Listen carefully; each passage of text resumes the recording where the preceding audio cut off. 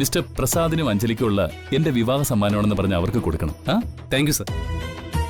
പക്ഷേ സാറിന്റെ കൈ കൊണ്ട് തന്നെ ഏട്ടനും ഏട്ടത്തെയും അമ്മയ്ക്ക് ഇത് കൊടുത്താ അവർക്ക് വലിയ സന്തോഷമായിരിക്കും. ആണോ? എന്നാ പിന്നെ നമുക്ക് നോക്കാം. ഏതായാലും എനിക്ക് നിങ്ങളെ വിടാൻ അതുവരെ വരണമല്ലോ. അതിനിടയിൽ പ്രസാദിനെ അഞ്ജലിയെയും നേരിട്ട് കണ്ട് ഗിഫ്റ്റ് കൊടുത്ത് വിഷയമല്ലോ. ഹരി അവരെ ഒന്ന് വിളിച്ച് പറഞ്ഞേക്ക്, ഈ നാഥൻ അവരെ കാണാൻ വരുന്നുണ്ടെന്ന്. അയ്യോ വേണ്ട സർ, സാറിന്റെ വിസിറ്റ് അവർക്കൊരു സർപ്രൈസ് ആയിക്കോട്ടെ. വീട്ടിൽ ചെല്ലുമ്പോ സീൻ അടിപൊളിയായിരിക്കും.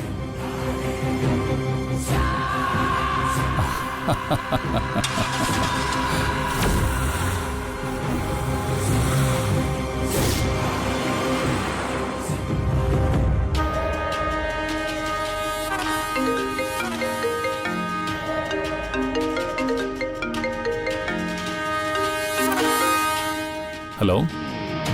ഏയ് നോ നോ നോ നോ, അങ്ങനെ പറഞ്ഞാൽ പറ്റില്ല. ഞാൻ അവിടെ വരണമെങ്കിലും വരാം, പക്ഷെ അവിടെ കാര്യം നടക്കണം. ഇപ്പോഴോ?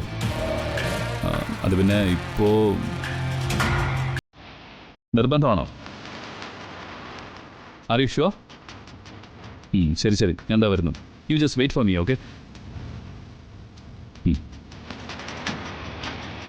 മിസ്റ്റർ ഹരി, എനിക്ക് പെട്ടെന്നൊരു അത്യാവശ്യം വന്നിട്ട്. അത് കുഴപ്പമില്ല സാർ, ഞാൻ നേരത്തെ തന്നെ പറയായിരുന്നു വലിയ തിരക്കുള്ള സാറിനെ കൊണ്ട് വീട്ടിലേക്ക് ഡ്രോപ്പ് ചെയ്യിക്കണ്ടെന്ന്. അതൊന്നും സാരമില്ലായിരുന്നു. പക്ഷേ എനിക്ക് അത്യാവശ്യമായിട്ട് ഒരാളെ മീറ്റ് ചെയ്തേ പറ്റൂ. 1 മണിക്കൂർ കഴിഞ്ഞാൽ അയാളുടെ ഫ്ലൈറ്റ്.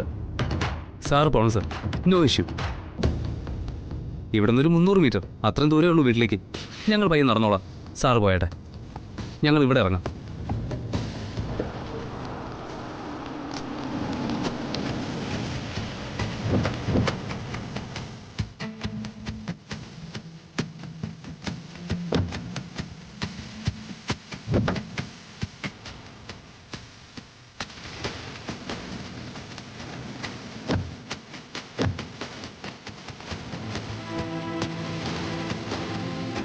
ഇതെന്റെ ഗിഫ്റ്റാണെന്നും പറഞ്ഞ് പ്രസാദിനും അഞ്ജലിക്കും കൊടുക്കണം.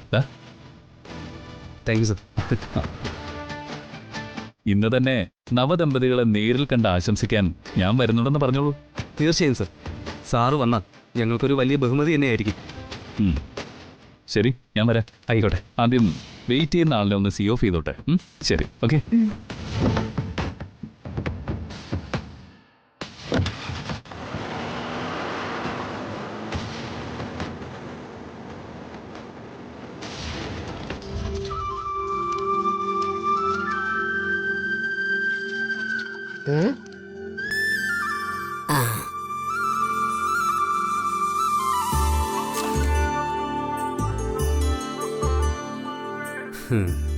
നടക്കാനൊക്കെ വലിയ ബുദ്ധിമുട്ടാണല്ലോ. ഞാൻ അപ്പോഴേ പറഞ്ഞതല്ലേ മുരളിയും വിളിച്ച് ഓട്ടോറിക്ഷയിൽ പോയി സാധനങ്ങൾ വാങ്ങിച്ചാൽ മതിയെന്ന്. അപ്പോ ഇവളുമായിട്ട് കറങ്ങാനുള്ള ചാൻസ് പോകുമെന്ന് പറഞ്ഞ് ഒറ്റയ്ക്ക് പോയി. ഏയ് അതുകൊണ്ടൊന്നുമല്ല, മുരളിയേട്ടൻ കല്യാണമൊക്കെ കഴിഞ്ഞ് അതിന്റെ ഇടയിൽ വെറുതെ ബുദ്ധിമുട്ടിക്കണ്ടെന്ന് കരുതിയിട്ടാ. എന്നിട്ടെല്ലാം വാങ്ങിച്ചോ? എല്ലാം വാങ്ങി ചേട്ടാ. മോളുള്ളതുകൊണ്ട് ഞാൻ വിശ്വസിച്ചു. പുറത്തോട്ടിറങ്ങിയാൽ പെണ്ണുങ്ങളെ വായി നോക്കി നടക്കുന്ന ഇവനോട് 4 സാധനം വാങ്ങാൻ പറഞ്ഞാൽ ഒരെണ്ണം മറക്കും, അതുറപ്പാ. ഇത്രയും കാര്യഗൗരവമില്ലാത്ത ഒരുത്തനെ ഞാൻ എന്റെ ജീവിതത്തിൽ കണ്ടിട്ടില്ല. എന്റെ അമ്പലപ്പുഴ ശ്രീ പത്മനാഭ ഗുരുവായൂരപ്പാ, ഈ സാധനത്തിന് അല്പം പൊക്കവും കൂടെ ഉണ്ടായിരുന്നെങ്കിലേ എന്തായനെ ഗതി. കുതിരയ്ക്ക് കൊമ്പ് കൊടുക്കൂലെന്ന് പറയുന്നതേ സത്യവാ. അപമാനിച്ചു കഴിഞ്ഞെങ്കിൽ ഞാൻ അങ്ങോട്ട് പൊയ്ക്കോട്ടെ പുഷ്പൻ ചേട്ടാ. സത്യം ചിലർക്ക് അവമാനമാവുന്ന കാലമാണിത്, നിന്നെ പറഞ്ഞിട്ട് കാര്യമില്ല. ഇതെന്താ 2 കവർ മാറ്റി പിടിച്ചിരിക്കുന്നത്? ഇതിവിടത്തെ കിച്ചൺ മാനേജറുടെ പാക്കറ്റ് അല്ല, വേറെയാ. നവവധൂവരന്മാർക്കുള്ള ചില സമ്മാനങ്ങൾ. ബെസ്റ്റ്. അപ്പൊ നവവധൂവരന്മാർക്ക് സമ്മാനമൊക്കെ കൊടുക്കാൻ നീ വളർന്നു. അയ്യോ, ഇത് എന്റെ സമ്മാനമൊന്നുമല്ല. പിന്നെ വഴിയിൽ വെച്ച് വല്യേട്ടന്റെ ഒരു ഫ്രണ്ടിനെ കണ്ടു, അദ്ദേഹം തന്ന സമ്മാനം ന്യൂ വെഡഡ് കപ്പിൾസിന്. സത്യ പുഷ്പൻ ചേട്ടാ, ഇതൊരു ഫ്രണ്ട് പ്രസാദേട്ടനും അഞ്ജലി ചേച്ചിക്കും വേണ്ടി വാങ്ങി തന്ന ഗിഫ്റ്റുകളാ. ഞാനും കണ്ടു, വിശ്വസിക്കാം. ഓ, ഇപ്പൊ പുഷ്പൻ ചേട്ടൻ വിശ്വസിച്ചില്ലെങ്കിൽ നമ്മുടെ കപ്പലങ്ങ് മുങ്ങാൻ പോവല്ലേ. നീ വടി, നമുക്കേ നവവധൂവരന്മാരെ വിളിച്ച് സമ്മാനം കൊടുത്തു കളയാം. വാ.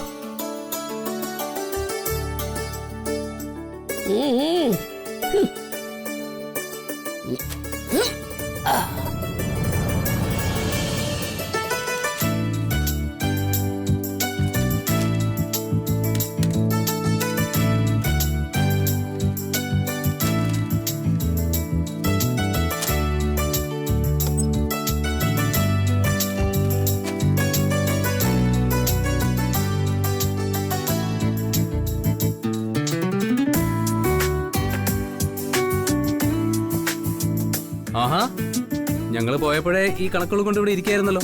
ഇതുവരെ തീർന്നില്ല ഇത്? തീരാറായി. പകുതി കണക്ക് അഞ്ജലി ഏൽപ്പിച്ചിരിക്കാം. അല്ല, ഇതെന്താ ടെക്സ്റ്റൈൽ പാക്കറ്റുകൾ? ഇത് ഗിഫ്റ്റാ. പുതു മണവാളനും മണവാട്ടിക്കുമുള്ള ഒരു ഗിഫ്റ്റ്. നിന്നോട് സ്റ്റേഷനറി മറ്റും വാങ്ങാനല്ലേ പറഞ്ഞേ? ഗിഫ്റ്റ് മേടിക്കാൻ ആര് പറഞ്ഞു? ഗിഫ്റ്റ് വാങ്ങിയത് ഞങ്ങളല്ല. ഈ ഗിഫ്റ്റ് വാങ്ങിയതും തന്നയച്ചിരിക്കുന്നതും വേറൊരാളാ. വേറൊരാളോ? അതാരാ? ഞങ്ങൾക്ക് ഗിഫ്റ്റ് വാങ്ങിച്ച് തന്നയക്കുന്ന ഇത്ര വലിയ ഫ്രണ്ട്. അന്ന് ദീപാവലിക്ക് ഇവിടെ ഒരു സാറ് വന്നില്ലേ? എക്സ്മേയുടെ വീട്ടിൽ വെച്ച് നമ്മൾ പരിചയപ്പെട്ട ഒരു സാറ്. ആ സാറിന്റെ പേരെന്തായിരുന്നു? ഓ, മറന്നു. ആ, പേരെന്താ ആര്യ? എനിക്കെങ്ങനെ അറിയാനാ? ഞാൻ മറന്നു. ഇത് ചേച്ചിക്കുള്ളതാ, ഞാൻ കൊണ്ടുപോയി കൊടുക്കട്ടെ.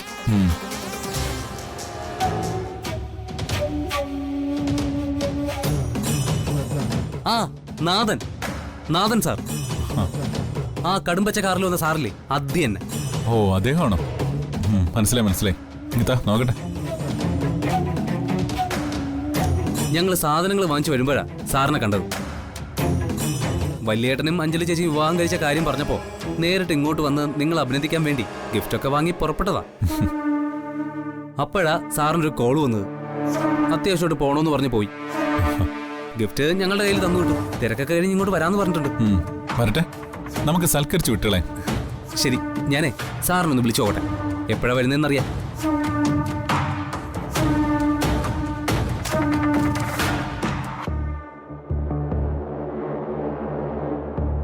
കൊള്ളാം. അറിഞ്ഞോ അറിയാതെയോ ഈ സാറിപ്പം പല പ്രാവശ്യമായല്ലോ എനിക്ക് ചുറ്റും കറങ്ങുന്നു. എന്തായിരിക്കും ഉദ്ദേശം?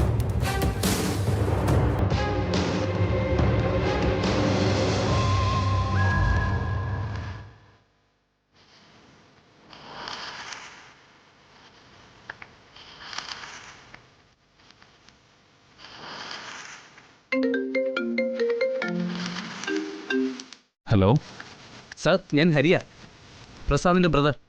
നമ്മൾ നേരത്തെ മീറ്റ് ചെയ്തിരുന്നു. ആ, പറയൂ ഹരി. അല്ല, സാർ ഇങ്ങോട്ട് വീട്ടിലേക്ക് വരുന്നുണ്ടോ എന്ന് ചോദിക്കാൻ വിളിച്ചതാ. ആ, വരുന്നു. I am coming. ഒരു അരമണിക്കൂറിനുള്ളിൽ ഞാൻ അങ്ങോട്ട് വരും.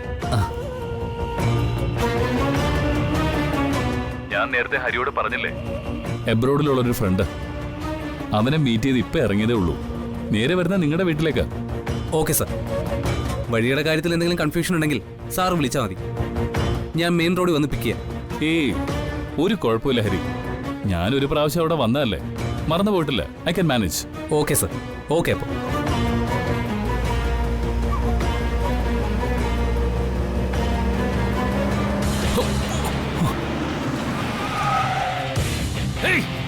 ഇവിടെ നോക്കിട്ടാ വണ്ടി ഓടിക്കുന്ന.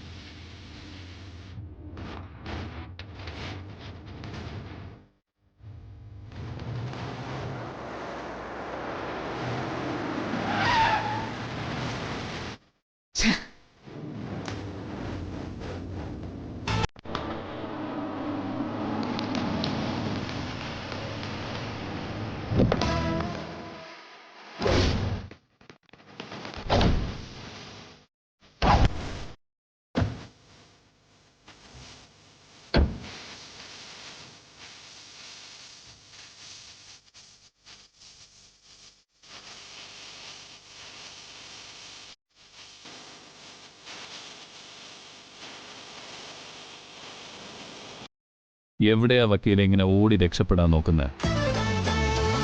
ഞാൻ മുമ്പേ പറഞ്ഞത് ഓർമ്മയില്ല. നിന്നോട് എനിക്ക് യാതൊരു പകയുമില്ല. നീ എനിക്കൊരു എതിരാളിയുമല്ല. പക്ഷെ നീ എന്റെ എതിരാളിയുടെ സംരക്ഷകനാ. അതാ നിന്നെ ഞാൻ ഈ പിന്തുടരുന്നത്. നിന്റെ പ്രൊട്ടക്ഷനാണ് അവരുടെ രക്ഷ. അത് നീ അവസാനിപ്പിച്ച് അവരെ എന്നെ ഏൽപ്പിച്ചാൽ നിനക്ക് ഞാൻ എന്തും തരും, എന്തും. അതുകൊണ്ട് ഇനിയെങ്കിലും പറ, ഈ രാധ എവിടെ ഉണ്ട്?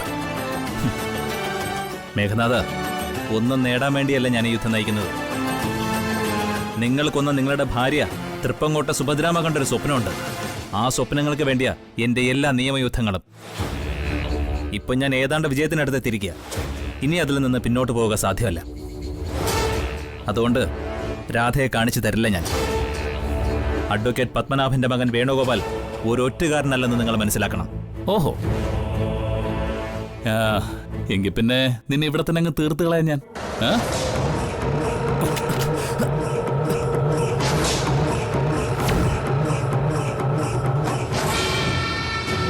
നിന്നെ ഇപ്പോഴും മുഴുവനോടെ കൊല്ലാൻ എനിക്ക് ഉദ്ദേശമില്ല. പക്ഷെ നിന്റെ ഒരവയവം എനിക്കിപ്പോ വേണം. നീ ഈ കാണിക്കുന്ന അഹങ്കാരത്തിനുള്ളൊരു ശിക്ഷ, അത്ര തന്നെ.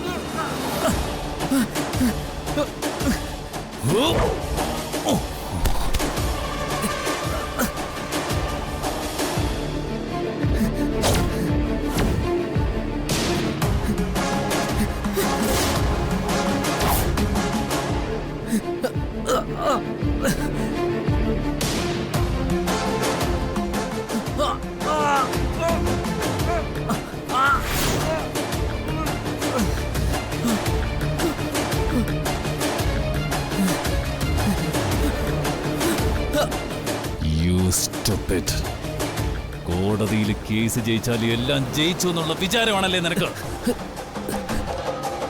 മേഘനാഥന്റെ വിധി മേഘനാഥൻ തന്നെ എഴുതുന്നത്, അതാ ശീലം. അതിൽ അപ്പീലുകളില്ല. രാധയുടെ വിധി ഞാൻ എഴുതി കഴിഞ്ഞു. ഞാൻ ബന്ധിക്കുന്ന താലിക്ക് കീഴടങ്ങി ജീവിക്കാൻ അവളുടെ വിധി. ഞാൻ എഴുതുന്ന വിധി ഞാൻ തന്നെ നടപ്പാക്കും. അവിടെയൊന്നും നിന്റെ ശബ്ദം ഉയരില്ല. ഉയരാൻ ഞാൻ സമ്മതിക്കില്ല, സമ്മതിക്കില്ല.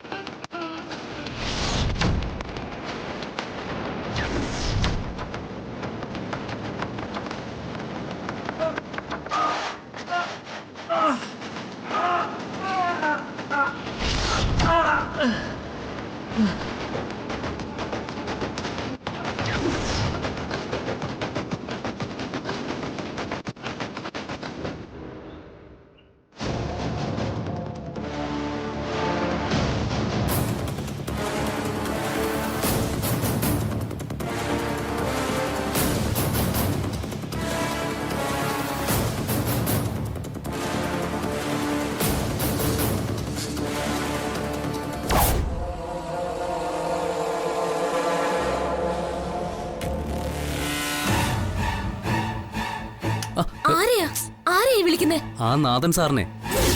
1/2 മണിക്കൂറിനുള്ളിൽ വരാന്ന് പറഞ്ഞിട്ട് സാറിന് ഇതുവരെ കണ്ടില്ല. ഞാനൊന്ന് വിളിച്ചു നോക്കട്ടെ. അദ്ദേഹത്തിന് എന്തെങ്കിലും തിരക്കുണ്ടോ? അല്ലെങ്കിൽ വരുമായിരുന്നല്ലോ. അനിയൻ എന്തിനാ വീണ്ടും വീണ്ടും വിളിച്ച് അയാളെ ബുദ്ധിമുട്ടിക്കുന്നേ? സാറാ, ഹലോ ഹലോ സാർ, പറയൂ സാർ. ഓ, പ്രയാസാണെന്നോ? ഓ, ശരി ശരി. ഓ, മതി മതി, വിളിച്ചാൽ മതി. ശരി സാർ, ശരി.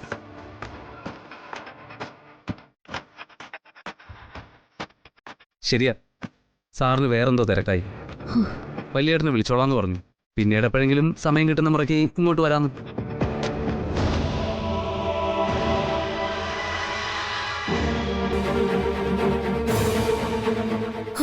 ഈശ്വര, നീ കാത്തു. അയാളെങ്ങാനും ഇവിടെ വന്നിരുന്നെങ്കിൽ എന്തൊക്കെയാ ഇവിടെ നടന്നേനെ?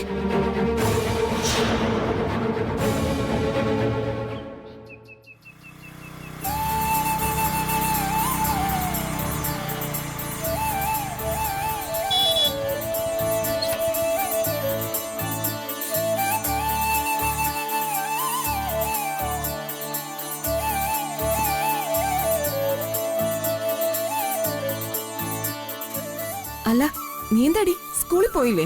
എക്സാമാ, സൂപ്പർവിഷൻ. ഉച്ചയ്ക്ക് ശേഷം പോയാ മതി. അപ്പൊ അച്ഛോ? അവന് രാവിലെ പരീക്ഷയാ. ഞാൻ അവനെ സ്കൂളിൽ വിട്ടിട്ടാ വരുന്നത്. അവനെങ്ങനെ കുരുത്തക്കേടൊക്കെ കാണിക്കാതെ നിൽക്കുന്നുണ്ടല്ലോ അല്ലേ? അയ്യോ, ഒരു കുരുത്തക്കേടും ഇല്ല. ഇണങ്ങി നിന്നോളും. ഇങ്ങനത്തെ കുട്ടികൾ വളരെ അപൂർവമാണ്. എനിക്കവൻ അവിടെയുള്ളത് ഒരു ആശ്വാസമാണ്. എന്തെങ്കിലുമൊക്കെ ചോദിച്ചും പറഞ്ഞും സമയം പോവും. പക്ഷേ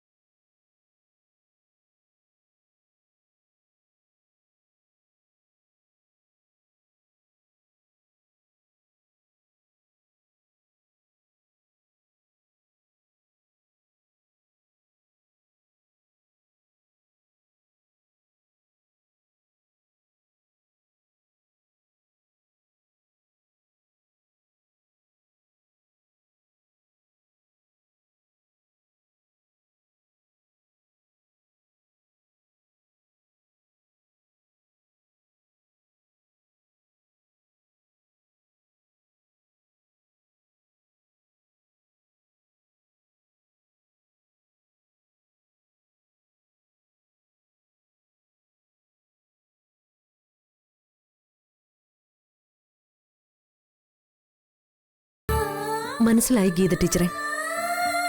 ഇന്നൊരു ദിവസം കൂടി അവൻ അവിടെ നിൽക്കട്ടെ. നാളെ ഞാൻ വന്ന് അവനെ കൂട്ടിക്കൊണ്ടു പോന്നോളാം. അയ്യോ, അത് വേണോ അഞ്ജലി? 1-2 ദിവസം കൂടെ കഴിയട്ടെന്നേ.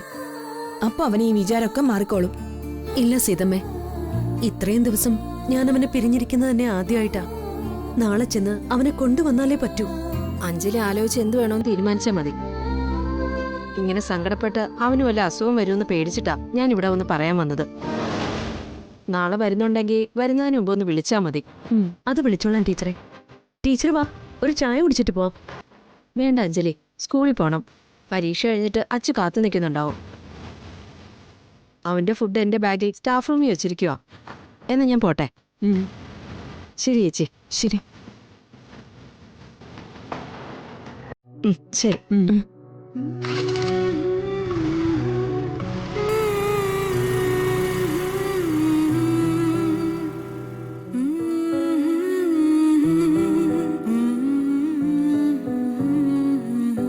അതാരാ അഞ്ജലി? അത് സീതമ്മയുടെ അനുജത്തിയായിട്ട് വരും. പേര് ഗീതാഞ്ജലി. അച്ചുവിന്റെ സ്കൂളിലെ ടീച്ചറാ. അച്ചുവിനെ ആക്കിയിരിക്കുന്നത് ഗീത ടീച്ചറിന്റെ വീട്ടിലാ. ഒക്കെ സീതമ്മയുടെ തീരുമാനങ്ങളാ.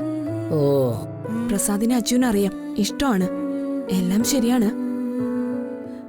പക്ഷേ പ്രസാദ് സ്വന്തം അമ്മയുടെ ഭർത്താവായി വരുമ്പോ അവൻ എങ്ങനെ പ്രതികരിക്കുമെന്ന് പറയാൻ കഴിയില്ല.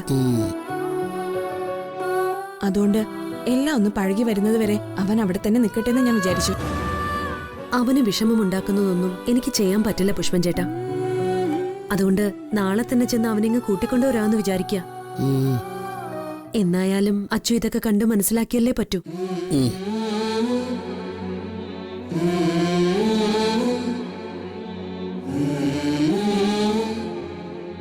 അഞ്ജലി പറഞ്ഞതുപോലെ കുട്ടി കാര്യങ്ങളൊക്കെ മനസ്സിലാക്കിയാൽ നല്ലത്. മറിച്ചാണെങ്കിൽ സംഗതികളുടെ കളർ മാറുമെന്ന് ഉറപ്പ്. അയ്യോ പുഷ്പേട്ട, അങ്ങനെ പറയല്ലേ. കാര്യങ്ങളെല്ലാം ഒന്ന് ഒതുങ്ങി വരിക. അതിനിടയില് അത് നമുക്കൊന്നും പെട്ടെന്ന് ചെയ്യാൻ കഴിയില്ല സീതമ്മ. കുഞ്ഞുങ്ങളുടെ മനസ്സാ. ഒരു ഫാദേഴ്സ് ഡേ പോലല്ല, ഒരു ജീവിതം മുഴുവൻ ഫാദറിന്റെ സ്ഥാനത്ത് കാണേണ്ടതാ. അഞ്ജലിയുടെ കഥയിൽ സ്വന്തം അനിയൻ തന്നെ വില്ലനാകാതിരുന്നാൽ മതിയായിരുന്നു.